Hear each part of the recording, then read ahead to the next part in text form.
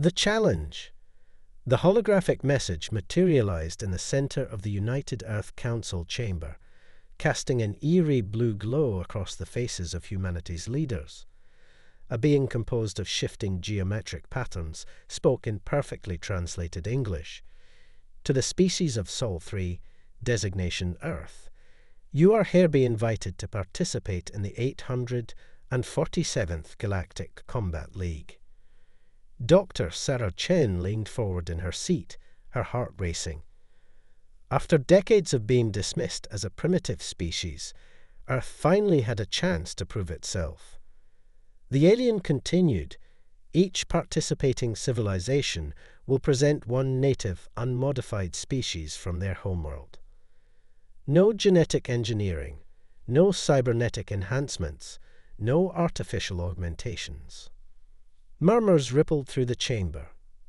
Earth had been part of the galactic community for only 15 years, and in that time they'd witnessed holovids of the strange and terrifying creatures other worlds had bred for combat.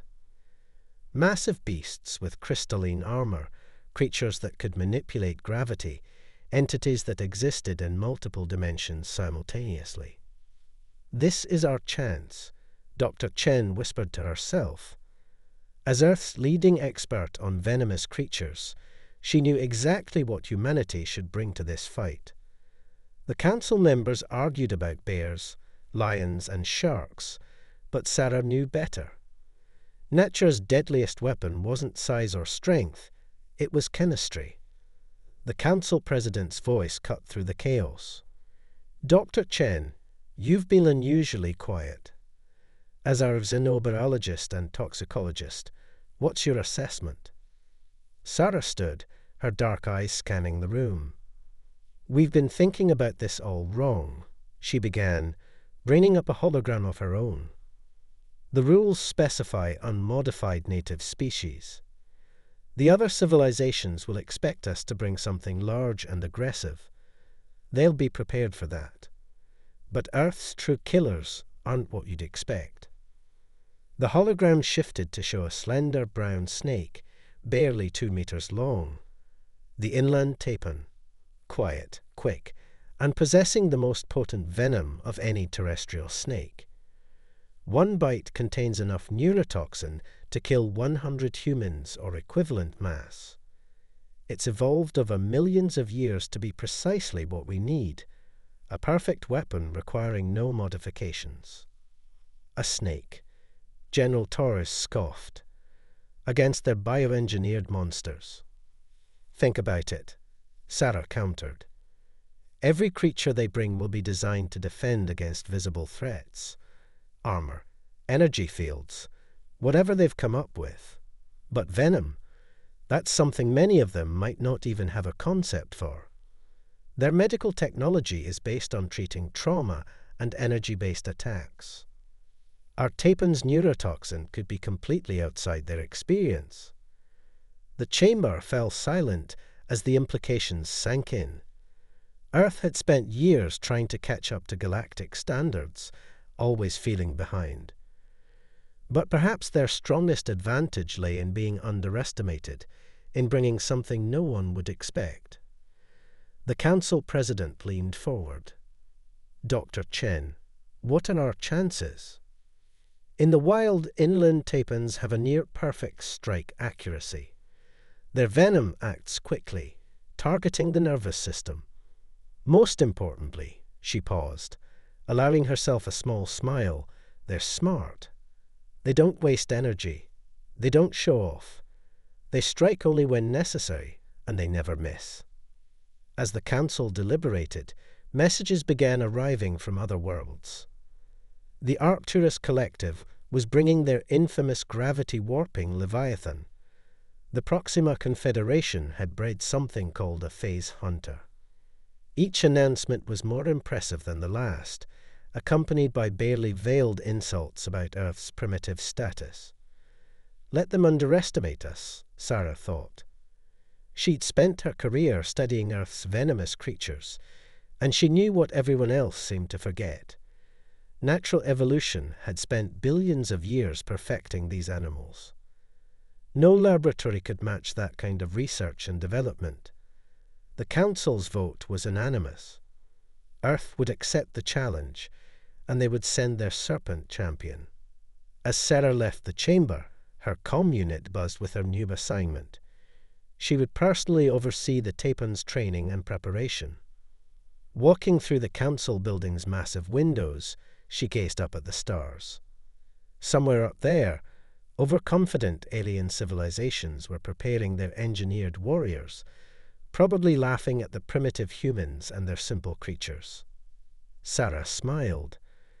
They would learn soon enough that Earth's evolution had crafted weapons far deadlier than anything their laboratories could produce. The real work was about to begin. They had 3 months to prepare for the games, 3 months to show the galaxy that size and technology weren't everything. Nature, in all its elegant deadliness, was about to teach the cosmos a lesson in humility. The arrival. The Galactic Combat Arena Station hung in space like a massive crystalline flower, its translucent petals housing various battle arenas and training facilities. Dr. Sarah Chen pressed her hand against the viewport of the approaching Earth vessel, watching the structure grow larger. Behind her, in a carefully controlled environment chamber, Earth's champion rested in its specialized habitat. Quite the monument to excess, isn't it? Captain Maya Rodriguez said, joining her at the viewport. The station's crystalline surfaces caught the light of nearby stars, sending rainbow refractions through the ship's observation deck. Hard to believe we're about to compete in that thing. Sarah nodded, her reflection showing the dark circles under her eyes. The past 3 months had been intense, working with the Tapon, studying every piece of data they could gather about previous competitions, and preparing for every contingency they could imagine. The ship's comm system crackled. Earth vessel Darwin's Pride, maintain your approach vector.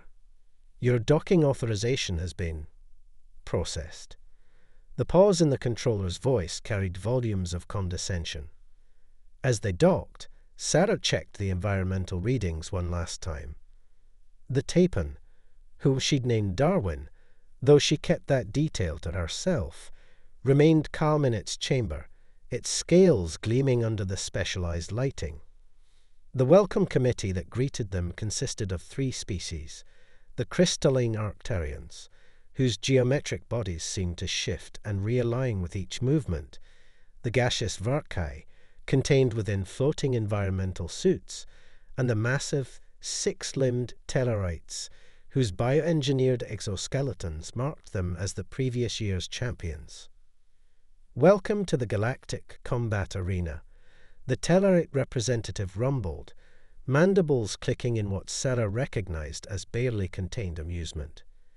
We've prepared special accommodations for your delegation, considering your environmental limitations. Captain Rodriguez stepped forward, her military bearing perfect. We appreciate your consideration.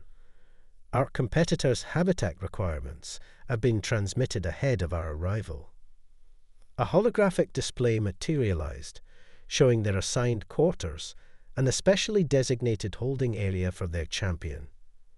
The Arcturian representative's crystalline form sparkled with what seemed like laughter. We received your specifications, though we found it difficult to believe you bring something so small. Sarah felt her jaw tighten, but maintained her professional demeanor. Size isn't everything in natural selection, she said quietly. The Varkai's containment suit swirled with patterns that their cultural briefing had identified as skepticism. As they were led through the station, Sarah couldn't help but marvel at the other competitors being prepared for the tournament. Through various containment fields, she saw creatures that defied Earth's classification systems. A being that seemed to exist in 4 dimensions at once, folding space around itself. A creature composed entirely of living plasma, something that looked like a cross between a black hole and a jungle cat. Impressive specimens, aren't they? The Tellarite guide gestured proudly, each one representing the pinnacle of their civilization's bioengineering capabilities. He paused, mandibles twitching. Of course, we understand that Earth is still developing in that area. Captain Rodriguez placed a warning hand on Sarah's arm, but Sarah had already spotted something interesting. While the other creatures were certainly spectacular, they all shared one common trait. They were designed to be spectacular. Every civilization had created their champions to be intimidating, to showcase their technological prowess. It was exactly what she had counted on. Their quarters turned out to be more than adequate, though the subtle accommodations for their primitive needs carried their own form of insult. Sarah supervised the installation of Darwin's habitat personally, checking every detail against their exacting specifications. Dr. Chen, one of the Arcturian technicians, chimed, "Their crystalline form refracting light in patterns of curiosity. Our scans indicate your specimen produces some form of chemical compound." "Yes," Sarah replied simply, offering no additional information. Let them wonder. Let them assume it was as primitive as they thought everything else from Earth was. That evening, the opening ceremony filled the station's main arena with representatives from 50 different civilizations. Holographic displays showcased each competitor, saving Earth's entry for last. When Darwin's image appeared, the reaction was predictable. Murmurs of disbelief, crystalline chiming of amusement, atmospheric swirls of derision. Sarah stood at the observation window later that night, watching the stars.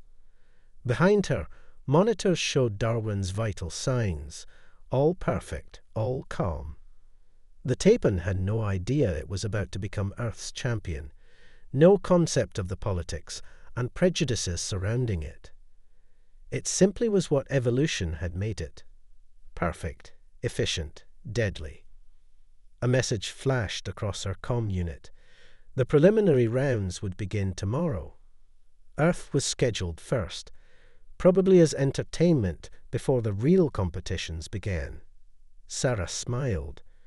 She'd studied the medical facilities on the station, noted their focus on energy weapons and physical trauma. They had no idea what they were about to face. Ready to show them what 4 billion years of evolution can do. She whispered to Darwin's habitat. The Tapon flicked its tongue, tasting the air, unimpressed by the grandeur and technology surrounding it. Tomorrow, the galaxy would learn that nature's weapons didn't need to glow, didn't need to bend space, didn't need to exist in multiple dimensions. First blood.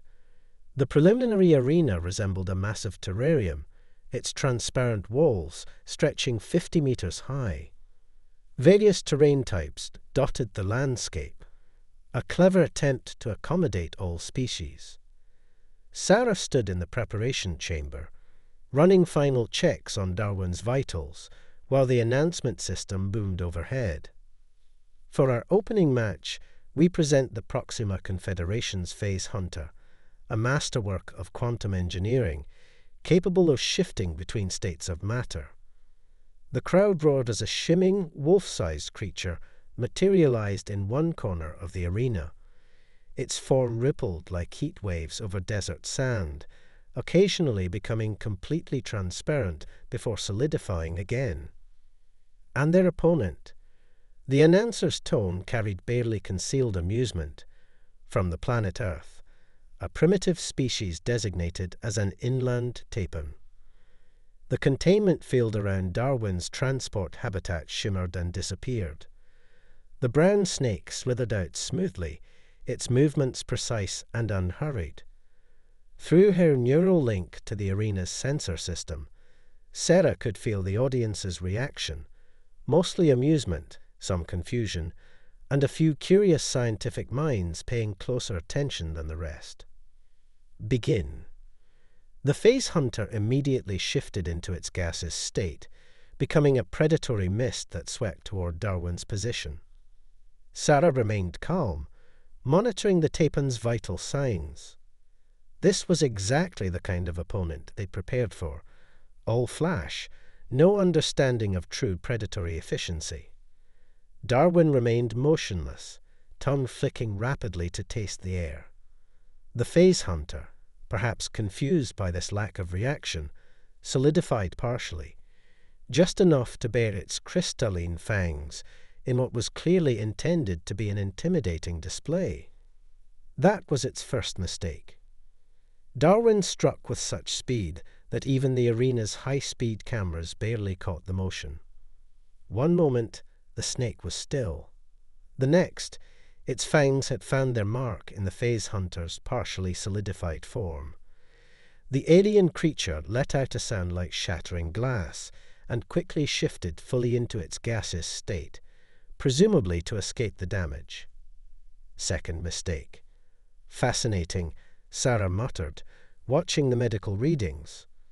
The venom was already at work, spreading through both the physical and gaseous forms of the creature. The phase hunter's molecular structure began to destabilize as the neurotoxins attacked its ability to maintain quantum coherence. The crowd fell silent as the phase hunter's form flickered rapidly between states, its control clearly failing. Within 30 seconds, it was forced to remain in its solid form, its advanced defense mechanism rendered useless by chemistry that predated human civilization. Darwin, meanwhile, had retreated to a safe distance, conserving energy, waiting to see if another strike would be necessary. It wouldn't be. The phase hunter collapsed, its crystalline form clouding over as its nervous system shut down. Medical teams rushed in as the match was called. Sarah could hear the chaos erupting in the medical bay through her comm link. They had no idea how to counter the venom's effects. The winner is Earth's inland Tapan," the announcer stammered. The silence in the arena was deafening. In the preparation chamber, Captain Rodriguez grinned. "Well, that was quick. Think they'll take us seriously now." Sarah shook her head, already preparing the habitat for Darwin's return. "No, they'll call it luck. They'll say the phase hunter was defective. They'll make excuses because they can't accept that something they see as primitive could be this effective." She was right. Within hours, the station's information networks were buzzing with theories and explanations. The phase hunter had malfunctioned. The environmental controls had been miscalibrated. Nobody wanted to accept the simple truth that natural evolution had created something more efficient than their engineered warriors. The Tellarite representatives stormed into their preparation area as they were running post-match diagnostics. "What was that?" he demanded, mandibles clicking rapidly. "What kind of technology did you hide in that creature?" Sarah met his compound eyes calmly. "No technology, just venom, a naturally occurring neurotoxin developed through evolutionary pressure over millions of years. Would you like to review our scan data?" The Tellarite's antennae twitched in frustration. "This is impossible. Nothing that primitive could defeat quantum engineering." "Primitive?" Sarah raised an eyebrow. "The inland Tapan's venom is a complex cocktail of over 40 different compounds working in perfect synergy. Each molecule evolved to be precisely what it needed to be. Your quantum engineering is impressive, but nature has been running experiments for billions of years." As the Tellarite stormed out, Sarah turned back to Darwin's habitat. The Tapan was coiled peacefully, showing no signs of stress or fatigue. It didn't care about the political implications of its victory or the scientific debate it had sparked. It had simply done what it had evolved to do: strike quickly, accurately, and efficiently. The tournament brackets updated, showing Earth's advancement to the next round. Their opponent would be the Arcturian's pride, a creature that could manipulate crystalline structures at will. Sarah began reviewing the data, but she already knew what would happen. They could engineer all the special abilities they wanted, but they couldn't engineer away the fundamental vulnerability of their creatures' nervous systems. Nature had already solved the problem of killing efficiently. All Earth had to do was show up and let it do what it had always done. The real question was, how would their opponents react when they realize that all their advanced technology couldn't save them from Earth's primitive weapon? The conspiracy. Sarah knew something was wrong the moment she entered Darwin's habitat chamber. The environmental controls showed subtle fluctuations, nothing that would trigger alarms, but enough to stress a sensitive creature. Someone had been tampering with the systems. "Captain," she called through her comlink, "we have a situation." Within hours, they discovered similar alterations throughout their assigned facilities. Atmospheric composition shifts, temperature variations, even attempts to introduce foreign substances into Darwin's water supply. The message was clear. Earth's success was not welcome. "The Arcturians are demanding we withdraw," Captain Rodriguez reported during their emergency meeting. "They're claiming our primitive chemical warfare violates the spirit of the competition." Sarah laughed without humor. "The spirit of the competition. They're the ones trying to sabotage us. Besides, the rules specifically allow natural abilities. They're just angry because they never considered something so simple could be so effective." The station's security footage revealed shadows of crystalline forms near their quarters during rest periods. The Tellarites had been asking unusually detailed questions about Darwin's feeding schedule. Even the Varkai, usually diplomatic, had been observed analyzing Earth's waste disposal patterns. But the attempted sabotage had an unexpected effect. Other civilizations, particularly the newer ones, began showing interest in Earth's approach. Representatives from younger spacefaring races asked questions about evolution, natural selection, and the power of unmodified species. During Darwin's match against the Arcturian crystal manipulator, the attempt at sabotage became obvious. The arena's environmental controls suddenly spiked, dropping the temperature to near freezing, a level that would have severely impaired most cold-blooded creatures. But Sarah had anticipated this. Darwin's habitat had been deliberately kept cool for weeks, preparing for exactly this situation. The taipan moved even more efficiently in the cold arena, its strike against the crystalline creature shattering not just its opponent's physical form, but the Arcturians' confidence in their superiority. The resulting diplomatic chaos almost caused the tournament to be suspended. The established powers demanded Earth's disqualification, while emerging civilizations called for a complete reassessment of what constituted advanced life forms.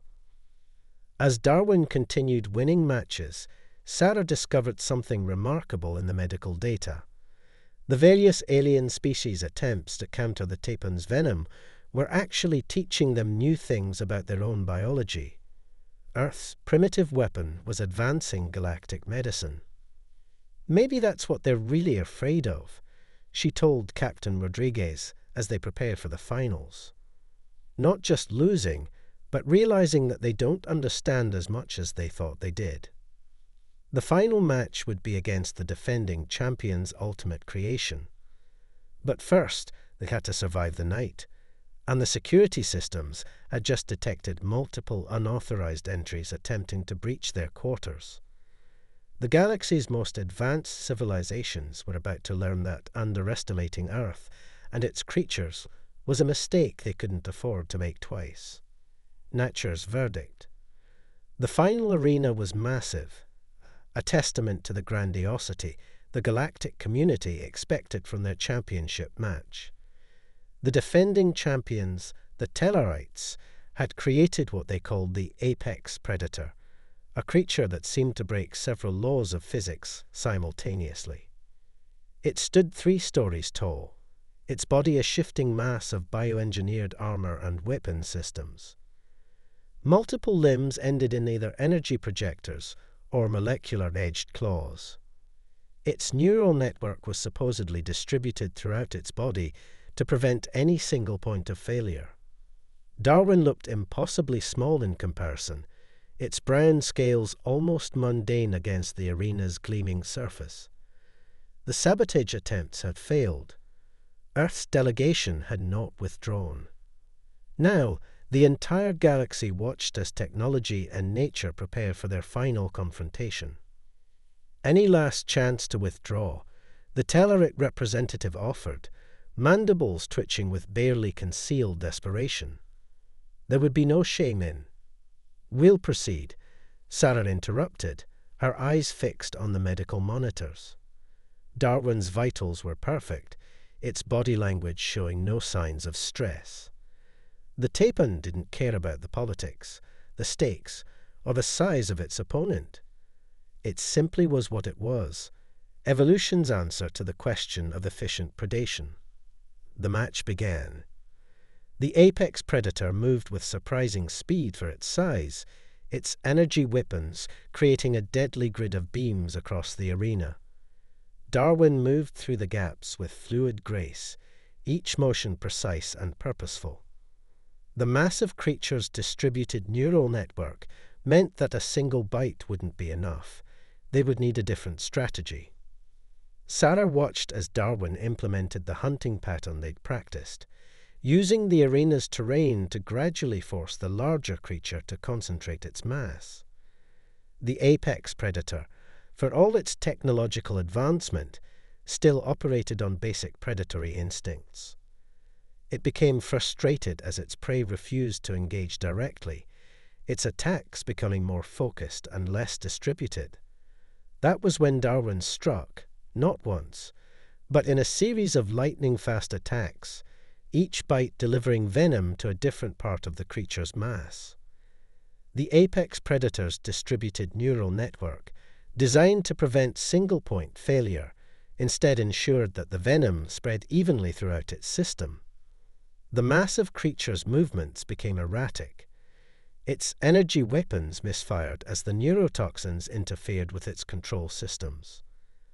The bioengineered armor, responding to corrupted neural signals, began to break down. The gallery erupted in chaos as the implications became clear. The apex predator, the pinnacle of galactic bioengineering, was being systematically shut down by a creature that hadn't changed significantly in millions of years. When the final verdict was announced, the silence was absolute.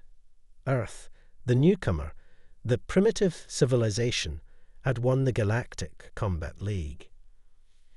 In the aftermath, as political alliances shifted and scientific paradigms were rewritten, Sarah stood in Darwin's habitat room one last time.